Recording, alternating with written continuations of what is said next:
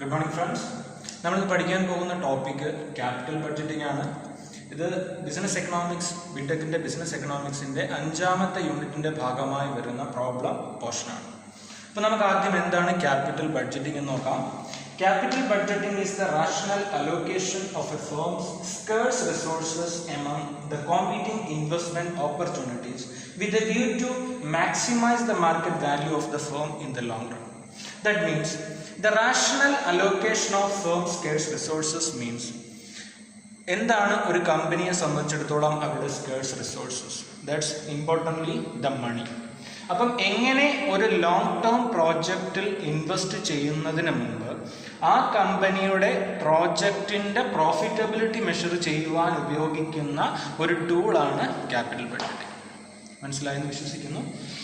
ഇനി നമുക്ക് capital budgeting techniques, ഇത് ഈ പ്രോഫിറ്റബിലിറ്റി, അതായത് ലോങ് ടേം പ്രോജക്ട്സിൻ്റെ പ്രോഫിറ്റബിലിറ്റി മെഷർ ചെയ്യുവാൻ നമ്മൾ പ്രധാനമായും രണ്ട് ടൈപ്പ് ടൂൾസ് യൂസ് ചെയ്യുന്നുണ്ട്. ഒന്ന് non discounted cash flow method and second one discounted cash flow method.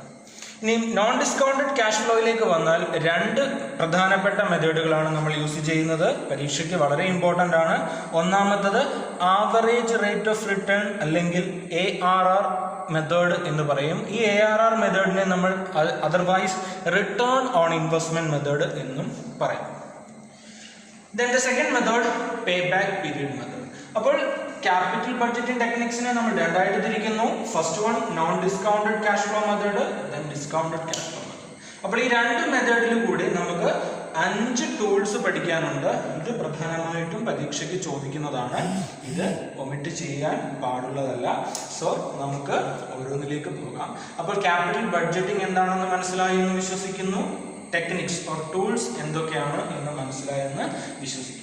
ഇനി നമ്മൾ അടുത്ത പഠിക്കാൻ പോകുന്നത് നോൺ ഡിസ്കൗണ്ടഡ് ക്യാഷ് ഫ്ലോ മെത്തേഡിലെ ഫസ്റ്റ് മെത്തേഡായ average rate of return, otherwise return on investment method എന്ന് പറയുന്ന പോർഷനിലേക്കാണ്. അപ്പോൾ ആവറേജ് റേറ്റ് ഓഫ് റിട്ടേൺ കണ്ടുപിടിക്കുന്ന equation average income divided by average investment. വളരെ സിമ്പിൾ ആയിട്ടുള്ള ഒരു മെത്തേഡാണിത്. Average income divided by average investment. ഇവിടെ ഒരു ക്വസ്റ്റ്യൻ കൊടുത്തിട്ടുണ്ട്. നോക്കിയേ, ഒരു കമ്പനി ഒരു മോഡൽ, അതായത് ഒരു മെഷീൻ്റെ ഒരു മോഡൽ വാങ്ങിക്കാൻ പോകുന്നു. അവർക്ക് 2 മോഡൽസ് മാർക്കറ്റിൽ അവൈലബിൾ ആണ്, മോഡൽ എയും മോഡൽ ബിയും. അപ്പം നമുക്കറിയാം, കമ്പനിയെ സംബന്ധിച്ചിടത്തോളം കമ്പനിയുടെ റിസോഴ്സസ് ലിമിറ്റഡ് ആണ്, ക്യാഷ് ലിമിറ്റഡ് ആണ്. ഏതെങ്കിലും ഒരു മോഡൽ വാങ്ങാനേ തൽക്കാലം കമ്പനിക്ക് നിവൃത്തിയുള്ളൂ. So either model A or model B they have to choose.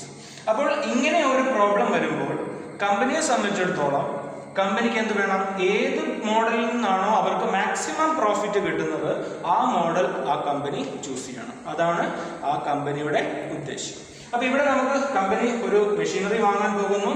അപ്പൊ 2 കോമ്പറ്റേറ്റീവ് മെഷീൻസ് ഉണ്ട്, model A and model B. അപ്പം ഇതിൽ നിന്ന് മോസ്റ്റ് പ്രോഫിറ്റബിൾ ആയിട്ടുള്ള മെഷീനറി ചൂസ് ചെയ്ത് ആ മെഷീനറിയിലേക്ക് കമ്പനി ഇൻവെസ്റ്റ് ചെയ്യാൻ പോകുന്നു. അപ്പോൾ നമ്മൾ ARR മെത്തേഡിൽ ഇതിൽ മോഡൽ എ ആണോ മോഡൽ ബി ആണോ കൂടുതൽ പ്രോഫിറ്റ് കമ്പനിക്ക് കൊടുക്കുന്നത് എന്ന് പഠിക്കാൻ പോവുകയാണ്. നോക്കിയേ, ഇവിടെ ഫസ്റ്റ് ഇയർ തന്നിട്ടുണ്ട്. അതായത് 2 മോഡലിന്റെയും ലൈഫ് എന്ന് പറയുന്നത് 5 വർഷമാണ്. മോഡൽ എ ആണെങ്കിൽ ഫസ്റ്റ് ഇയറിലെ കമ്പനിക്ക് തിരിച്ച് 8,000 രൂപ റിട്ടേൺ കൊടുക്കും. രണ്ടാമത്തെ വർഷം 24,000 കൊടുക്കും. മൂന്നാമത്തെ വർഷം 32,000, നാലാമത്തെ വർഷം 48,000, അഞ്ചാമത്തെ വർഷം 32,000.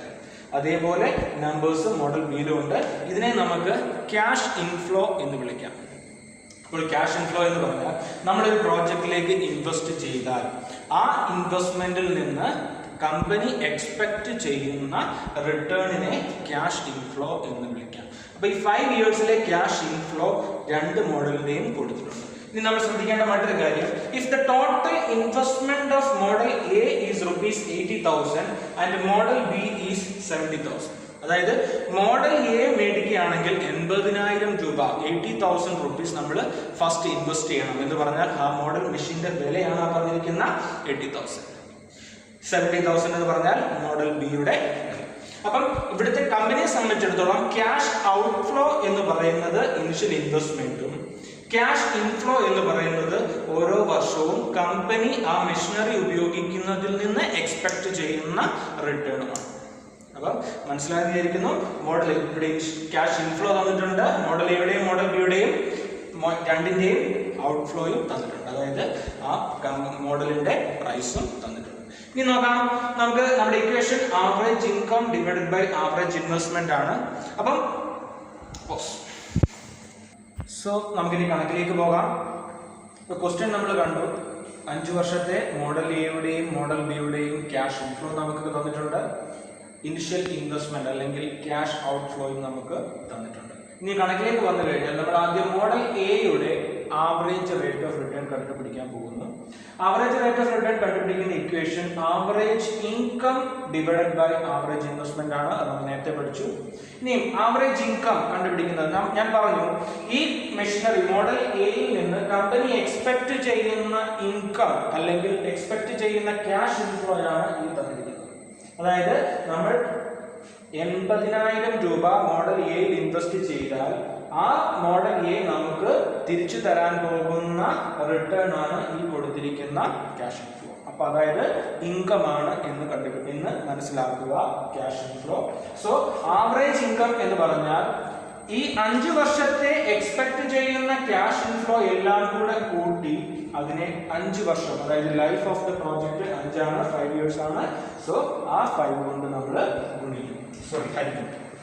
അപ്പൊ 8,000 plus 24,000 plus 32,000 plus 48,000 plus 32,000, that is this sum of all these cash inflows നമ്മൾ കൂട്ടി അതിനെ 5 കൊണ്ട് ഡിവൈഡ് ചെയ്യുന്നു. അപ്പോൾ നമുക്ക് 28,800 rupees എന്ന് കിട്ടും. അതാണ് ആവറേജ് ഇൻകം. ഒരു പാർട്ടേ ഉള്ളൂ. ഇനി ആവറേജ് ഇൻവെസ്റ്റ്മെന്റ് കണ്ടുപിടിക്കുമ്പോൾ ആവറേജ് ഇൻവെസ്റ്റ്മെന്റ് കണ്ടുപിടിക്കാനുള്ള ഇക്വേഷൻ തെറ്റാൻ സാധ്യതയുണ്ട്. ആവറേജ് ഇൻവെസ്റ്റ്മെന്റ് നമ്മൾ ARR കണ്ടുപിടിക്കുമ്പോൾ ചെയ്യുന്നത് ഇനിഷ്യൽ ഇൻവെസ്റ്റ്മെന്റ് അല്ലെങ്കിൽ ക്യാഷ് ഔട്ട്ഫ്ലോ ഡിവൈഡഡ് ബൈ 2 ആണ്, നോട്ട് ഡിവൈഡഡ് ബൈ 5. അത് ശ്രദ്ധിക്കുക. ഇവിടെ ആവറേജ് ഇൻവെസ്റ്റ്മെന്റ് എന്ന് പറഞ്ഞാൽ 80,000 ഡിവൈഡ് ബൈ 2 ആണ്. സോ അത് നമുക്ക് 40,000 എന്ന് കിട്ടും. So ARR of model A എന്ന് പറയുന്നത് ആവറേജ് ഇൻകം, അതായത് 28,800 divided by average investment 40,000 into 100, 72% എന്ന് കിട്ടും. ഈ സെയിം മെത്തേഡിൽ നമ്മൾ മോഡൽ ബിയുടെ കാൽക്കുലേറ്റ് ചെയ്താൽ, അതായത് മോഡൽ ബിയുടെ ക്യാഷ് ഇൻഫ്ലോ എല്ലാം കൂടെ കൂട്ടി അതിനെ 5 കൊണ്ട് ഡിവൈഡ് ചെയ്തതിനെ അതിന്റെ ഔട്ട്ഫ്ലോ ആയ 70,000 ഡിവൈഡ് ബൈ 2, 35,000 കൊണ്ട് ഹരിക്കുമ്പോൾ നമുക്ക് 77% കിട്ടും. അത് നിങ്ങൾ ചെയ്ത് നോക്കുക, 77% കിട്ടും. അപ്പോൾ ഈ ARR നമ്മൾ കമ്പയർ ചെയ്യുക. ഓക്കെ, മോഡൽ എയുടെ ആവറേജ് റേറ്റ് ഓഫ് റിട്ടേൺ 72% എന്ന് കിട്ടി, മോഡൽ ബിയുടേത് 77% എന്ന് കിട്ടി. അപ്പോൾ എവിടെയാണോ average rate of return high ആ മോഡൽ നമ്മൾ സെലക്ട് ചെയ്യും.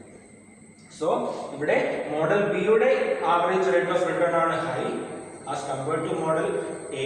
നമ്മൾ എന്ത് ചെയ്യും?